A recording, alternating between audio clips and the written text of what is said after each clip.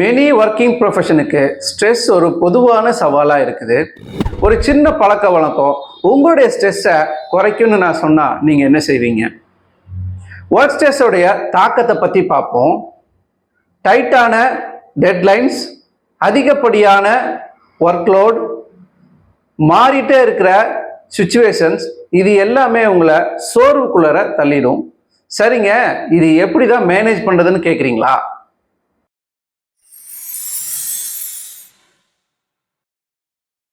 Step by ஸ்டெப்பாக பார்ப்போம்.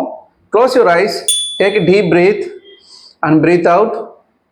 Inhale and exhale. இது உங்களுடைய நர்வஸ் சிஸ்டத்தை காம் பண்ணுறதுக்காக செய்கிறீங்க. அடுத்ததாக உங்களுடைய பாடியில் இருக்கிற டென்ஷனை ரிலீவ் பண்ணுறதுக்காக உங்களுடைய பாடியை ஸ்ட்ரெச் பண்ண போகிறீங்க. இப்போ ஷோல்டர்ஸை ஸ்ட்ரெச் பண்ணுறீங்க, கைகளை ஸ்ட்ரெச் பண்ணுறீங்க, கால்களை ஸ்ட்ரெச் பண்ணுறீங்க. மறுபடியும் take breath in and breath out. இப்போது நீங்கள் கிரேட்ஃபுல்லாக இருக்கிறதுக்கான ஒரு விஷயத்தை யோசனை பண்ணுறீங்க. அந்த விஷயத்தை நினைவுக்கு வந்துன்னு அதை ஒரு பேப்பரில் எழுதுறீங்க. ஒரு பேப்பரில் எழுதிக்கிங்க. எழுதி முடித்ததுக்கப்புறம் இது உங்கள் மைண்டை ஷிஃப்ட் பண்ணுறதுக்கான ஒரு ப்ராக்டிஸு. இப்போ அந்த பேப்பரை நீங்கள் எழுதின பேப்பரை கீழே வச்சுட்டு மறுபடியும் உங்களுடைய பொசிஷனில் உட்காந்து கண்களை மூடி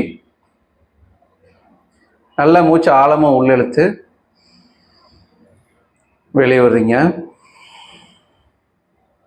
நீங்கள் மூச்சை உள்ளெழுத்து வெளியே விடும்போது தாட்ஸ், ஃபீலிங்ஸோ இல்லைன்னா எமோஷன்ஸோ இந்த மாதிரி வந்தாலும் அதெல்லாம் கடந்து மறுபடியும் நீங்கள் உங்களுடைய பிரீத் மேலேயே நீங்கள் ஃபோக்கஸ் பண்ணுறீங்க.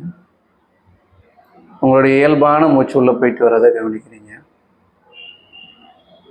ஒரு வாட்டி மூச்சு உள்ளே போயிட்டு வெளியே வந்தால் ஒரு கவுண்ட்டு. இப்படி 50 கவுண்ட்டு நீங்கள் உங்களுடைய மூச்சை மட்டும் ஃபோக்கஸ் பண்ணி இயல்பான மூச்சில் ஃபோக்கஸ் பண்ணி அதை கவுண்ட் பண்ணுறீங்க. 50 கவுண்ட்டுக்கு அதை கவுண்ட் பண்ணி முடிச்சதுக்கப்புறம் மெல்ல கண்களை ஓப்பன் பண்ணிக்கிங்க. தினமும் இந்த 5 மினிட்ஸ் ரீசெட் ப்ராக்டிஸை செய்கிறது ஒரு ப்ரொடக்டிவ் டேவுக்காக உங்கள் மைண்ட் செட்டை ரீசெட் பண்ணும். ஒருவேளை நான் மார்னிங் செய்ய முட்டேங்க அப்படின்னா நீங்கள் லஞ்ச் டைமில் ஒரு சின்ன நேப் எடுப்பீங்க இல்லையா? நேப் எடுக்கும்போது கூட இந்த 5 மினிட்ஸ் ப்ராக்டிஸை நீங்கள் செஞ்சு பார்க்கலாம். உங்களுடைய மார்னிங் ரொட்டீன்லையோ இல்லை டெய்லி ரொட்டீன்லையோ இந்த பயிற்சியை நீங்கள் செஞ்சுட்டு வந்தீங்க அப்படின்னா அந்த டே உங்களுக்கு பாசிட்டிவ் டேவாக இருக்கும். தேங்க்ஸ் ஃபார் வாட்சிங்.